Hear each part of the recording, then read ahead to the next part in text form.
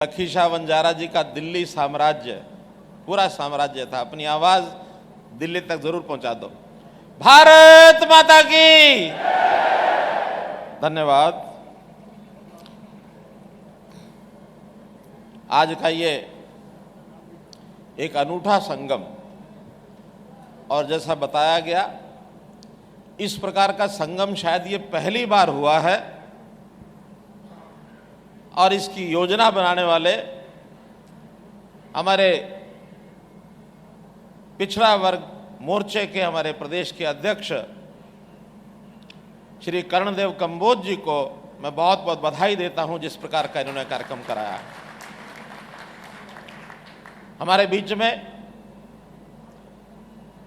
जनप्रतिनिधि के नाते इस क्षेत्र के सांसद भाई नायब सिंह सैनी जी, हरियाणा सरकार में मेरे साथ मंत्री सरदार संदीप सिंह जी, यहाँ के अपने विधायक श्री सुभाष सुधा जी, विधायक इंद्री श्री रामकुमार कश्यप जी, विधायक गरोंडा श्री हरविंदर कल्याण जी, हमारे इस दोनों समाज के अग्रणी सभी बंधु श्री अरजीत सिंह जी, वाइस चेयरमैन लबाणा समाज, श्री रघुवेंद्र जी लबाणा, श्री किशोरीलाल जी प्रदेश अध्यक्ष बंजारा समाज, श्री जसमेर सिंह जी प्रदेश प्रभारी बंजारा समाज, पवन कुमार जी प्रदेश महासचिव बंजारा समाज, मंजीत सिंह जी लबाणा, बाबा मालो सिंह जी लबाणा, श्री दीपचंद जी चेयरमैन बंजारा समाज, सभी मंचासीन भारतीय जनता पार्टी के हमारे नेतागण, पदाधिकारीगण,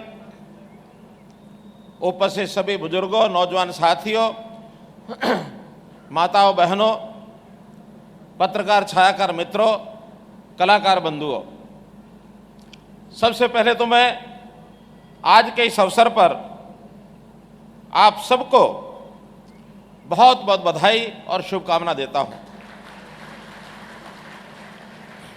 कुछ दिन पूर्व ही 24 अप्रैल को पानीपत में हमने श्री गुरु तेग बहादुर जी का 400 साला प्रकाश उत्सव मनाया था, और उस दिन उनके बारे में जब जानकारियां प्राप्त की तो ध्यान में आया कि गुरु तेग बहादुर जी को समाज में एक जिसको कहना चाहिए ख्याति प्राप्त कराने के लिए, उनको प्रसिद्धि प्राप्त कराने के लिए बहुत से समाजों का योगदान रहा। उसमें लबाणा समाज और बंजारा समाज, इनकी बहुत बड़ी भूमिका रही है। और ये कुरुक्षेत्र ये ऐसा स्थान है जहां उन सिख गुरुओं के, उनमें से 10 गुरुओं में से 8 गुरु ऐसे हुए हैं जिनका कुरुक्षेत्र आगमन हुआ है। इस नाते से ये पवित्र धरती कुरुक्षेत्र, गीता की धरती है कुरुक्षेत्र, जहां भगवान कृष्ण ने युद्ध के मैदान में अर्जुन को गीता का संदेश दिया था।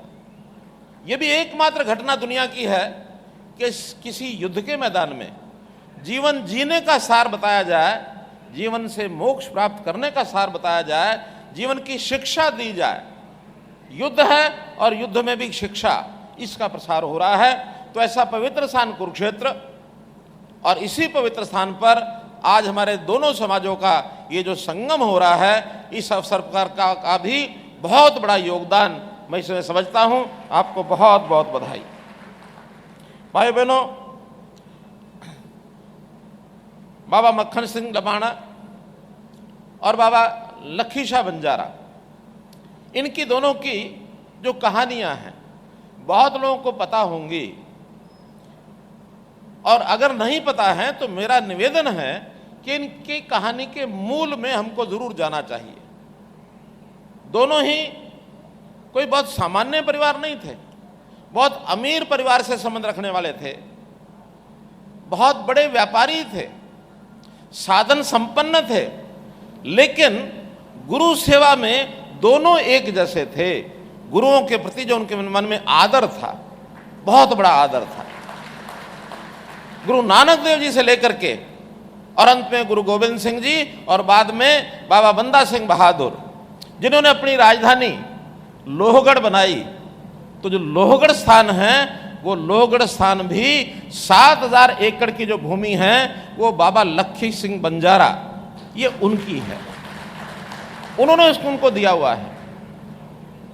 कहते हैं कि बाबा लखी सिंह बंजारा इतने अमीर थे कि आज जहाँ राष्ट्रपति भवन है, जहाँ आज इंडिया गेट है, जहाँ सेक्रेटेरिएट है, इस दिल्ली के, जो उस समय दिल्ली बहुत छोटी दिल्ली होती थी, एक गांव ही होता था, उसके आसपास 4 बड़े गांव बाबा लखी शाह बंजारा ने बसाए थे और ये सारी जमीन उनकी है। बाद में वो मुगलों के सुपुर्द हो गई या अंग्रेजों को सुपुर्द हो गई, बाद में भारत सरकार के हाथ में आ गई, आज उसका उपयोग हो रहा है, अच्छी बात है। लेकिन इनका जो दोनों का काल है, जन्म काल है, उसमें एक संयोग ऐसा है कि बाबा लखी शाह बंजारा, इनका जन्म पहले हुआ, उसके बाद बाबा मक्खन शाह लोबाणा, इनका जन्म बाद में हुआ। लेकिन प्रभु को प्यारे बाबा मक्खन शाह लोबाणा ये पहले हो गए और बाबा लखी शाह बंजारा ये बाद में हुआ। बाबा मक्खन शाह लोबाणा, इनकी 55 साल की उम्र रही और बाबा लखी शाह बंजारा की 100 साल में केवल 3 महीने कम 100 साल की आयु उनकी रही। पूरा जीवन इन्होंने दोनों ने जब साथ साथ काम किया तो गुरु घर के प्रति इनका जो सम्मान था, वो सम्मान अपने आप में एक उल्लेखनीय सम्मान था। अगर मैं सबसे पहले चूंकि मक्खन शाह लोबाणा जी का जन्म भले बाद में हुआ वो 1619 में, लेकिन ऐसा कहा जाता है इनके जो पूर्वज थे वो गुरु नानक देव जी के और अनुयायी थे, भक्त थे, सिख समाज से संबंध रखते थे और इन्होंने बहुत व्यापार किया। ये गुजरात काठियावाड़, व्यापार के नाते व्यापारी इधर से उधर वहाँ से यहाँ बसते रहते थे, लेकिन इनका जो जन्म है वो काठियावाड़ गुजरात में हुआ और बाद में अपने पिताजी के व्यापार के अंदर इन्होंने व्यापार साझा किया और काम करते हुए बहुत बड़े व्यापारी, समुद्री जहाज और उससे पुर्तगाल तक अंतर्राष्ट्रीय स्तर के ऊपर व्यापार ये करते थे। इनके व्यापार में बंगाल का रेशम, कश्मीर की शॉल, मसाले, इस प्रकार के ये जो व्यापार है ये दुनिया के साथ व्यापार करते थे और उसके अंदर बहुत बड़ी एक व्यापारियों की फौज कह लें या अपनी सेना कह लें, क्योंकि उस समय गाड़ियों के ऊपर भर भर काफिले चलते थे और काफिले अपना सामान ले जाकर के इधर से उधर सारे देश भर में ये घूमते थे।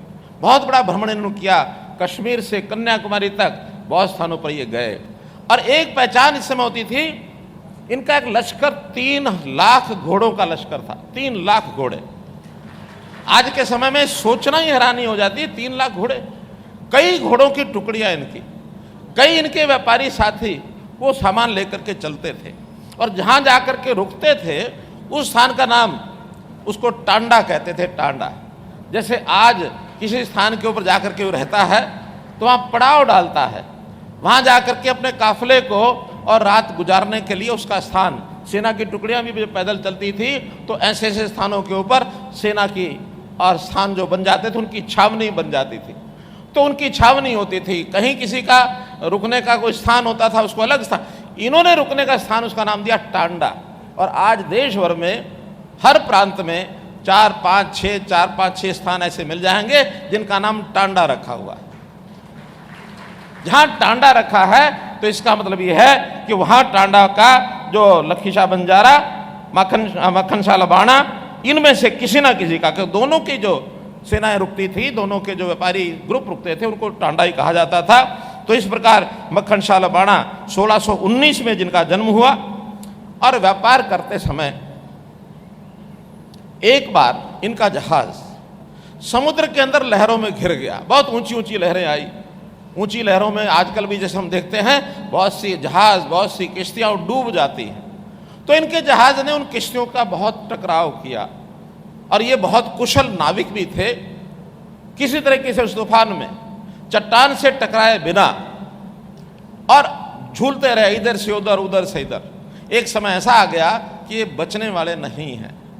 जब ये बचने वाले नहीं हैं ऐसा मन में एक विचार आया तो जीवन का सारा कुछ उस समय सामने आ जाता है। तो अंत में इनके मन में एक विचार आया कि हमारे यहाँ गुरु परंपरा में, क्योंकि गुरु गोविंद सिंह जी के, गुरु नानक देव जी के ये परिवार के अनुयायी थे, उस समय छठे गुरु थे, सातवें गुरु थे। तो छठे सातवें गुरु के समय इनके मन में एक विचार आया कि मैं गुरु महाराज से प्रार्थना करता हूँ, अरदास करता हूँ कि मुझे बचा लो। मैंने अपने व्यापार में 500 सोने की मोहरें जो उन्हें अपने शरीर के साथ बांध रखी थी, किसी को पता नहीं था, ये 500 सोने की मोहरें और ये मैं उनको दान कर दूंगा। ऐसा एक संकल्प लिया। रात भर जकोले चलते रहे, इधर से उधर, उधर से इधर। सारे इनकी जो साथी थे वो सब घबराए हुए। अचानक सुबह तक सब संघर्ष हुआ। सुबह होते ही और वो जो लहरें थी वो धीमी हो गई, थम गई। सूर्य का प्रकाश हुआ और किसी तरीके से किनारे पर पहुंच करके इनकी जान बची, सारा जहाज भी बच गया, सब कुछ हो गया। गुरु की कृपा ऐसी हो गई। अब जब गुरु की कृपा हुई तब इनके मन में आया कि व्यापार भी चलता रहेगा लेकिन मुझे गुरु जी के पास जरूर जाना चाहिए। गुरु सेवा में मेरे जिम्मे जो काम लगेगा उसको मैं काम करूंगा। सिख समाज का जो सिद्धांत है, सिखिज्म को फैलाने की बात है, मैं भी उसमें काम करूंगा। और ये वहाँ से चल करके दिल्ली आ गए। दिल्ली में इनको ये बताया गया कि उस समय गुरु हर राय और गुरु हरकिशन ये उस समय तक सिख समाज का नेतृत्व कर रहे थे। गुरु हरकिशन ने एक भविष्यवाणी की कि मेरे बाद जो गुरु बनेगा, नौवां गुरु, वो गुरु जो है और वो आपको जो कहीं भी मिलेगा बाबा बकाला में। बाबा बकाला में कोई भी व्यक्ति होगा जो मेरा उत्तराधिकारी होगा। अब किसी को पता नहीं कौन बाबा बकाला में वहाँ इनका गुरु होगा, गुरु नहीं होगा। मित्रों, ये सब कथाएं हमने भी सुनी पढ़ी हैं। वैसे इनका वर्णन कई प्रकार से भी होता है। इतिहासकार उस समय को लिखित इतिहास तो मिलता नहीं उस समय का, लेकिन बहुत सुनी सुनाई बातों में से चीज़ें आ रही हैं। हो सकता है किसी इतिहासकार का मत थोड़ा अलग भी हो। मैं कोई इतिहासकार नहीं हूँ, मैं उस पर कोई इस प्रकार की टिप्पणी करने वाला भी नहीं हूँ कि जिसको कहा जाए एकदम सत्य है। लेकिन जो जानकारियाँ मिली हैं, ये बाबा बकाला जा करके और खोज के लिए लग पड़े कि यहाँ गुरु जो हैं उत्तराधिकारी और हमारे गुरु हरकिशन जी के कौन होंगे। और ये जहाँ पहुँचे वहाँ दृश्य क्या देखते हैं, क्योंकि भविष्यवाणी हो गई थी, गुरु हरकिशन ने कर दी थी। तो बाबा बकाला में कई लोग तैयार हो गए कि मैं उत्तराधिकारी बनूंगा, मैं उत्तराधिकारी बनूंगा। ऐसा वहाँ एक जाल फैल गया जो गुरु का दावा करने लग गए, मैं गुरु बनूंगा, मैं गुरु बनूंगा। अब ये वहाँ जब पहुँचे इनको सब पता लगा ये तो बहुत से उत्तराधिकारी हैं, मैं किसको सत्य मानूं, किसको झूठ मानूं। तो इन्होंने अपनी बुद्धि से काम लिया। ये एक एक के पास जाने लग गए। इनको पता लगा 22 ऐसी गद्दियां हैं जिन्होंने कहा हम उत्तराधिकारी हैं। हर गद्दी पर जो एक गुरु होते थे वहां जाते, प्रणाम करते और उनको 2 मुद्राएं भेंट करते। अब 2 मुद्राएं भेंट करने के बाद वो इनको आशीर्वाद भी देते और इनका कुशलक्षेम पूछते। ये भी वहां से चलाते और वो भी अपने काम में लग जाते। अगले के पास जाते, 2 मुद्राएं दे दी, यही काम चलता रहा। तीसरा, चौथा, 22 की 22 जगह इन्होंने 2-2 मुद्राएं दी और आगे बढ़ गए। अब इनके मन में कौतूहल आया। कौतूहल क्या आया कि अगर गुरु में ताकत है, असली गुरु है, उसको तो पता होना चाहिए कि मैंने जो है 500 मोहरें और ये मन्नत मान रखी है। अब ये निराश होकर के जब निकलने लगे तो इन्होंने सब 22 को कहा कि तुम सब धोखेबाज हो, क्योंकि ताकत तो इनके पास भी पूरी थी। और इन्होंने कहा कि तुम्हारे कोई गुरु नहीं है। अंत में जब बाकी लोगों को पता लगा कि हमारा तो भंडा फूट जाएगा, क्योंकि इनके पास ताकत भी है, फिर किसी ने बताया एक अमुक स्थान के ऊपर एक अकेला व्यक्ति, वो भी साधना कर रहा है, वो भी धर्म भक्ति के धर्म मार्ग के ऊपर चलने के लिए वहां तपस्या कर रहा है, तो वो एक आदमी और रह गया, उसके पास जाना चाहिए। ये वहां पहुंच गए। और जब वहां पहुंचे तो इन्होंने वही 2 मुद्राएं निकाल करके उनको देने के लिए इच्छा की।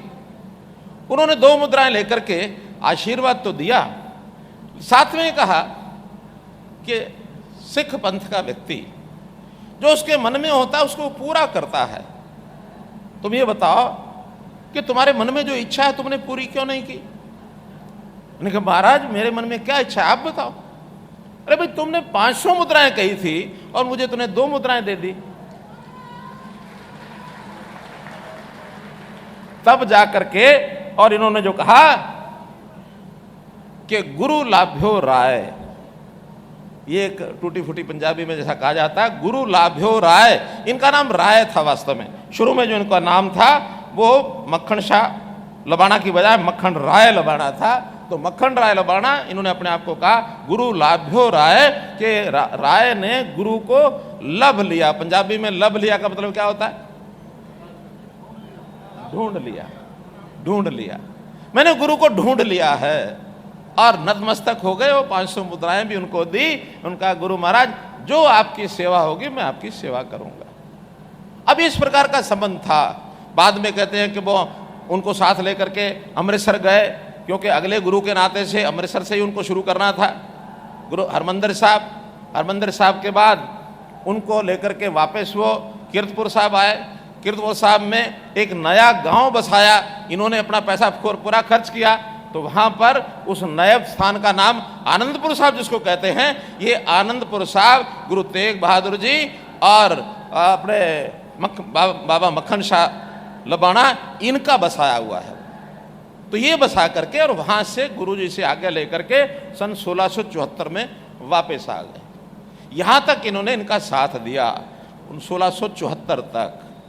यानी एक प्रकार से जो जिंदा जी गुरु तेग बहादुर जी के सहयोग करने वाले ये बाबा लखन शाह ये बंजारा थे, लबाणा थे।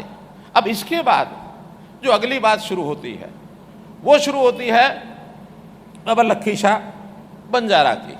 कहते हैं औरंगजेब ने उस समय आता ही राज जो किया हुआ था, कश्मीर के पंडित जब आए गुरु तेग बहादुर जी के पास कि तुम मुसलमान बन जाओ नहीं तो तुम्हारा वध किया जाएगा। गुरु तेग बहादुर जी ने मना कर दिया कि नहीं, मैं हिंदू धर्म के लिए हिंदी चादर, गुरु तेग बहादुर, ये जो बात आई उस समय से आई। और उन्होंने कहा कि मैं मुसलमान नहीं बनूंगा, मेरा सर कलम करना बेशक कर दो। गुरु तेग बहादुर जी को दिल्ली ले जाकर के 1675 में और उनका वध कर दिया गया। उनका सिर धड़ से अलग कर दिया। और जब धड़ से अलग उनका शरीर किया उस समय कहते हैं कि वहां पर जो बैठे हुए जो उनके साथी थे, गुरु तेग बहादुर जी के साथी भाई मतीदास, भाई सतीदास, भाई दयाला, इनका भी वध किया गया। आज भी दिल्ली में यानी चांदनी चौक में गुरुद्वारा शीशगंज वो स्थान है जहां गुरु तेग बहादुर जी का वध हुआ। भाई मतीदास चौक, भाई सतीदास चौक, भाई दयाला चौक, ये तीनों चौक आज चांदनी चौक में है। तो इनके जब शहीद हो गए उस समय कुछ उनके जो शिष्य थे, जिसके अंदर भाई जैता, भाई नानू, भाई आज्ञा, भाई उदय, ये चारों जो इनके शिष्य थे, इनको पता लगा कि इस समय जो बाबा लखी शाह बंजारा जिन्होंने अपना टांडा यमुना नदी के साथ लगाया हुआ है, नारनौल से वो चल के आए थे और वहां आकर के उन्होंने अपना जो डेरा है वो लगा लिया। ये चारों के चारों भाई लखी शाह बंजारा के पास पहुंच गए कि इस प्रकार की घटना हुई है। अब गुरु के प्रति उनकी भी श्रद्धा थी। उनको जब पता लगा तो उनसे रहा नहीं गया। उनका जल्दी से एक ही प्रबंध करो कि उनका जो शरीर है उस शरीर को हमें प्राप्त करना है। उन्होंने बताया कि शरीर तो धड़ अलग हो चुका है, सिर अलग हो चुका है। तो उन्होंने इंतजाम किया कि कैसे भी दोनों चीजें प्राप्त करो। और ये चारों लोग साथ में उनकी सेना, लखी शाह बंजारा की सेना, वो साथ लेकर के गए और सारी मुगल सेना को दौड़ा करके उनका जो धड़ है उसको भी प्राप्त किया, सिर है उसको भी प्राप्त किया। और प्राप्त करके सिर को, जो सिर था उसको तो लेकर के, और भाई जैतो का घर एक किसी बस्ती में था, वहां लेकर के गए। और जो धड़ है, धड़ को उनके सैनिकों ने, एक गाड़ी थी बैलगाड़ी रुई की भरी हुई थी, उन्होंने उस धड़ को रुई के उसके अंदर डाल लिया, इस धड़ को छुपा लिया कि पता ना लग जाए कहीं भी, आखिर हमको सुरक्षित लेके जाना है। अब दाह संस्कार करना भी उस समय मुगल राज में बड़ा मुश्किल होता था। तो लखीशाह बंजारा का गांव, जिसको रायसीना टांडा कहते हैं,